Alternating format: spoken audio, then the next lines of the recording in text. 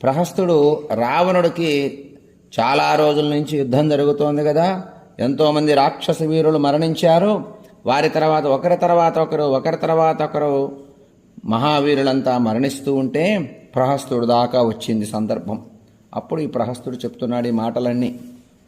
సోహం దానైశ్చ మానైశ్చ సతతం పూజితస్త్వయ సాంత్వైశ్చ వివిధై కాలే కిం న కుర్యాం హితం తవా. ఆ సమయాలలో దానాల చేత, సత్కారాల చేత, మంచి మాటల చేత ఎల్లప్పుడూ అనేక విధాలైనటువంటి నీ చేత ఆదరింపబడినటువంటి వాణ్ణి నేను. నీకు హితం చేయకుండా ఉంటానా అన్నాడు ప్రహస్తుడు రావణుడితో. ఎంతో కాలం నుంచి నీవిచ్చినటువంటి సంపదతో సుఖాలను అనుభవిస్తున్నా, సత్కారాలని పొందా మహారాజా నీ వద్ద నుండి. మంచి మాటల చేత ఎల్లప్పుడు అనేక విధాలైనటువంటి నీ యొక్క ఆశీస్సులు పొందా, ఆదరణ పొందా. అటువంటి నేను నీకు మంచి చేయకుండా ఉంటానా అన్నాడు ప్రహస్తుడు. సోహం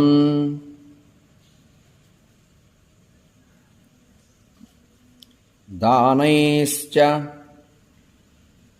మానైశ్చ,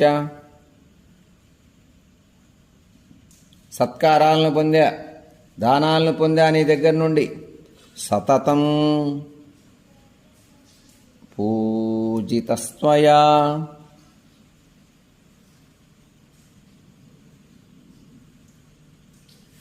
సాంత్వైశ్చ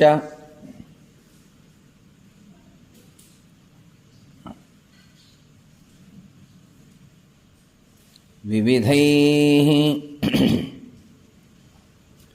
కాలే కిం న కుర్యాం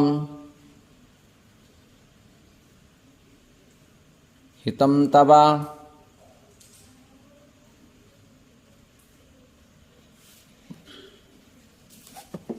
నీకు హితం చేయకుండా ఉంటానా మహారాజా?